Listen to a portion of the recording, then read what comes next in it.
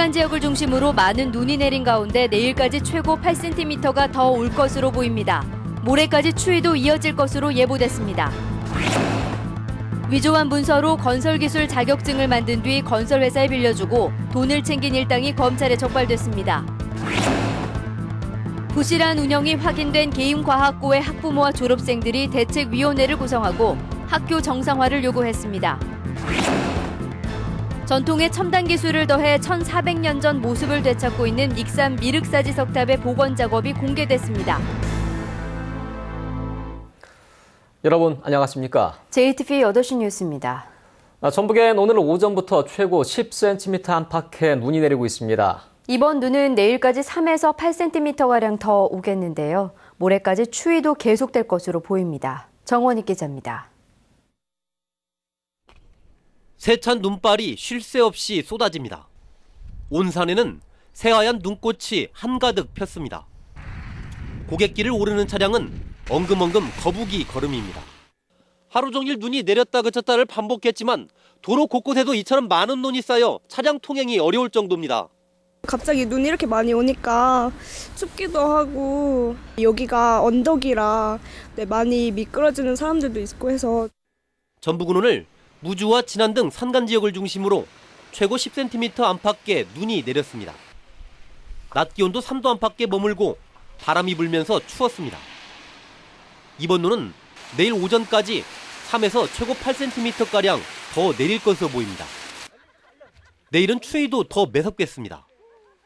아침에는 산간 지역을 중심으로 영하 5도까지 떨어지고 낮에도 대부분 2도 안팎에 머물겠습니다.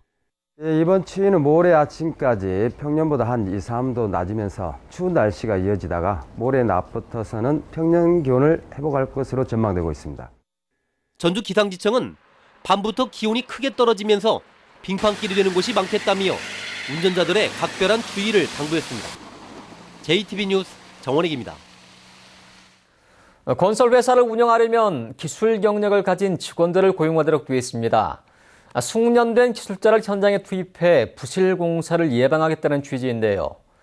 기술 경력증을 위조해 돈을 받고 빌려준 일당이 붙잡혔습니다. 권대성 기자가 보도합니다. 건설 기술자들의 경력 등을 관리하는 협회입니다. 브로커 임모 씨 등 2명은 폐업한 건설회사 이름을 도용해 가짜 경력 확인서를 만든 뒤 이 협회에 건설기술 경력증 발급을 신청했습니다. 협회 간부 박모 씨는 이런 사실을 알고도 한 건당 10만 원에서 30만 원을 받고 경력증을 발급해줬습니다. 박 씨는 또 아내 이름으로 경력증을 만들어 돈을 받고 건설사에 빌려주기도 했습니다. 지난 2009년부터 최근까지 이렇게 부정 발급된 건설기술 경력증은 155건. 브로커들은 부정 발급된 건설기술 경력증을 건설회사 200여 곳에 빌려주고 한 건당 1년치 임대료로 230만 원을 받았습니다. 공사 현장에는 필요한 건설 기술자가 배치가 되지 못하고 이러한 미경력 수지자들이 건설 현장에서 근무함으로써 부실 공사의 위험성이 높은 그런 사례입니다. 협회는 1년에 한 번씩 자체 감사를 벌였지만 5년이 지나도록 이런 사실을 알지 못했습니다. 현재 제도가 갖고 있는 게 이제 모든 게 다 완벽할 수는 없는 거니까 일부 있는 이제 허점들을 이용한 거로 알고 있거든요. 검찰은 브로커와 협회 간부 등 3명을 구속 기소하고 경력증 발급에 필요한 교육과정을 이수한 것처럼 허위 증명서를 만들어준 대학 교수도 불구속 기소했습니다. 검찰은 기술 경력증 부정 발급에 가담한 명의자 100여 명과 경력증을 빌린 건설회사 200여 곳을 상대로 수사를 확대할 계획입니다. JTB 뉴스 권대성입니다. 새정치민주연합을 탈당한 안철수 의원이 내일 전북을 방문하고 유성엽 의원은 기자회견을 통해 탈당을 선언할 것으로 보입니다. 안철수 의원은 내일 전북을 방문해 탈당 배경을 밝힌 뒤 전북 도민들에게 지지를 호소할 예정입니다. 유성엽 의원은 탈당과 함께 안철수 신당 참여 여부를 밝힐 예정이어서 전북 정치권에 큰 영향을 미칠 것으로 예상됩니다. 문형표 전 복지부 장관이 국민연금공단 신임 이사장의 응모에 정부가 기금운용본부의 공사발을 강행할 것이라는 우려가 커지고 있습니다. 새정치연합 김성조 의원은 국민연금 제도의 존재 가치를 부정한 문 전 이사장이 장관이 이사장에 선임되면 국민의 노후 자금을 투기 자본화하고 기금운용본부 공사화를 밀어붙일 수 있다며 정부는 문 전 장관의 내정을 철회하라고 촉구했습니다. 어제 완주 계임과학고등학교의 열악한 교육 환경을 보도해드렸는데요. 학부모와 졸업생들이 대책위원회를 구성해 학교 정상화를 요구했습니다. 보도에 조창현 기자입니다. 부실한 학교 운영이 확인된 게임과학고의 일부 학부모와 졸업생들이 학교 정상화를 요구했습니다. 설립자 겸 교장의 비리 혐의 외에도 비정상적인 학교 운영이 확인됐다며 경찰에 수사 확대를 촉구했습니다. 교장 선생님은 정말 믿었습니다. 근데 지금 벌써 구속 수사 중인 상태고 법이 지금 이미 얘기를 하고 있지 않습니까? 자정 능력이 이제는 없습니다. 이들은 비리 사학을 뿌리 뽑지 않으면 결국 학생들이 고통을 감내해야 한다며 법인 이사들의 사퇴를 요구했습니다. 졸업생 신분으로서 또 학교를 굉장히 좋아하고 또 후배들이 잘 됐으면 좋겠고 학교에 이런 잘못된 것들 뿌리 뽑고 후배들이 잘 되려면 이 자리에 저희가 도울 수 있는 건 도와야 되지 않나 싶어가지고. 전북교육청은 게임과학고의 법인 이사회에 대해 곧바로 감사에 들어갈 방침입니다. 또 교육부와 협의해 이사회 임원 승인 취소와 임시이사회 구성을 검토하기로 했습니다. 해당 학교는 감사 지적사항에 대해서 제대로 이행한 적이 없습니다. 비리 사학이라고 밝혀진 경우에는 법률적 권한 안에서 다양한 방법을 통하여 철저하게 감사와 그에 따른 대응을 하도록 하겠습니다. 전북교육청은 게임과학고에 대한 교육부 특별감사를 요구하고 자율학교 기한 연장도 불허하겠다는 뜻을 밝혔습니다. JTB 뉴스 조창현입니다. 2016학년도 고입 선발고사가 오는 18일 전북 27개 고사장에서 치러집니다. 올해 고입 선발고사에는 11,681명 모집에 11,722명이 지원해서 평균 1.004대 1의 경쟁률을 기록했으며 전주는 40명, 군사는 20명이 탈락하고 익사는 미달됐습니다. 수험생들은 8시 20분까지 고사장에 입실해야 하며 8시 50분에 1교시를 시작해 오후 1시 20분에 모두 끝납니다. 전교조 전북지부는 역사 교과서 국정화에 반대하는 교사 2차 시국 선언에 전북의 188개 학교 1,311명이 참여했다고 밝혔습니다.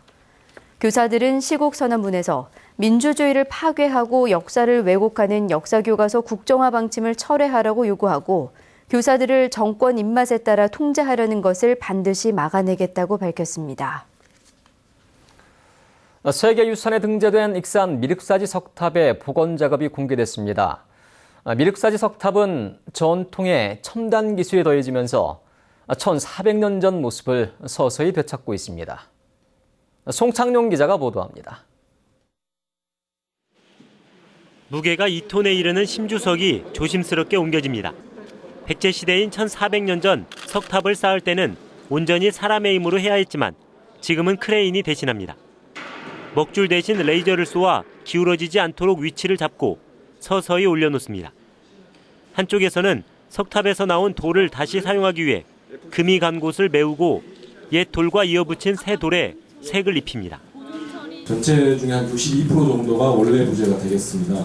그리고 나머지는 이제 신부재가 되겠고요. 과학적으로 분석한 다음에 가장 유사한 돌을 지금 황등 쪽에서 공급해서 쓰고 있습니다. 미륵사지 석탑은 지난 2002년부터 2010년까지 해체한 뒤 2013년부터 다시 복원 작업을 하고 있습니다. 이달 초 지난 2009년에 발굴한 사리를 다시 봉안하는 등 1층부를 세우고 있습니다. 일부에서 9층으로 추정되는 전체 복원을 주장하고 있지만 국립문화재연구소는 일제강점기 콘크리트가 덮이기 전의 모습인 6층으로 복원할 계획입니다. 추가적으로 복원할 수 있는 근거를 저희가 찾을 수가 없었습니다. 앞으로 수많은 고증 연구를 통해서 확인이 된 이후에 입증이 된 이후에 시도하는 것이 현재로서는 바람직하다는 판단입니다. 동아시아에서 가장 오래되고 가장 큰 석탑인 미륵사지 석탑. 2년 뒤 미륵사지 석탑이 다시 우뚝 서면 세계유산으로서의 가치와 유상은 더욱 높아질 것으로 보입니다. JTB 뉴스 송창룡입니다. 농촌진흥청이 흰잎 마름병에 강한 벼와 항산화 성분이 많은 모란, 치매 억제 효과가 있는 작약 등 기능성 작물 10가지를 개발해 공개했습니다. 농촌진흥청은 이번에 발굴한 유전 자원들을 대학과 연구소 등에 제공해 기능성 작물 6종과 식의약품 소재 개발에 활용하도록 지원하기로 했습니다. 완주군의 자동차 생산 기업인 S모터스가 21인승 벤츠 미니버스와 16인승 고급 셔틀버스 등 모두 넉 대를 출고했습니다. 전라북도는 이 기업이 해마다 20대 안팎의 벤츠 미니버스를 출고하기 때문에 전북이 현대와 GM대우 생산에 이어 세 번째 자동차 생산 기업을 유치했다고 밝혔습니다.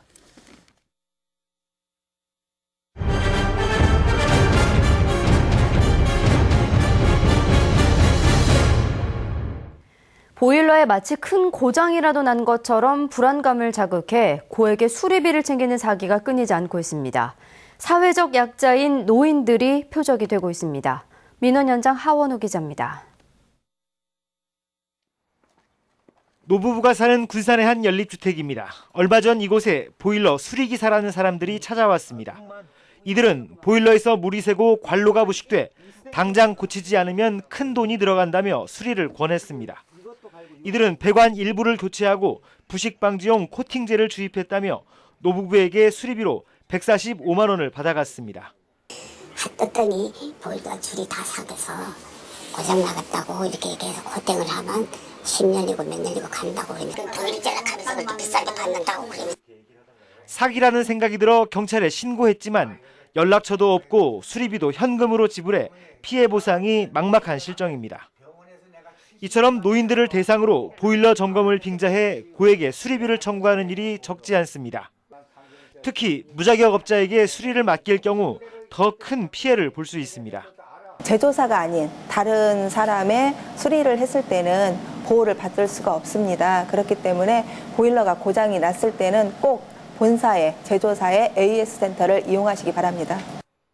가스안전공사 등 기관을 사칭해 보일러 수리를 요구할 경우 반드시 사실 여부를 확인해야 이런 피해를 막을 수 있다고 전문가들은 조언합니다.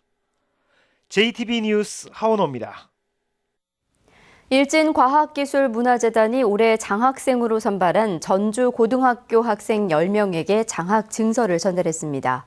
지난 93년 일진그룹 허준규 회장이 설립한 일진과학기술문화재단은 우수한 고등학생과 대학생이 학업에 더 정진할 수 있도록 해마다 장학금을 지급하고 있습니다. 장학 증서를 대신 전달한 신효균 JTB 전주방송 대표는 학생들이 학업에 매진해 지역 발전을 이끄는 인재가 되길 바란다고 말했습니다. 전주시가 저소득 청소년에게 스포츠 강좌 이용권을 지급합니다. 전주시는 저소득층 초중고생들에게 최대 1년 동안 한 달에 7만 원씩의 스포츠 강좌 이용권을 지급해 다양한 체육 활동을 돕기로 했습니다. 전주시는 오는 30일까지 신청을 받습니다. 새정치민주연합의 김춘진 의원이 시사저널과 한국입법학회가 공동 주최한 제3회 대한민국 입법대상을 받았습니다.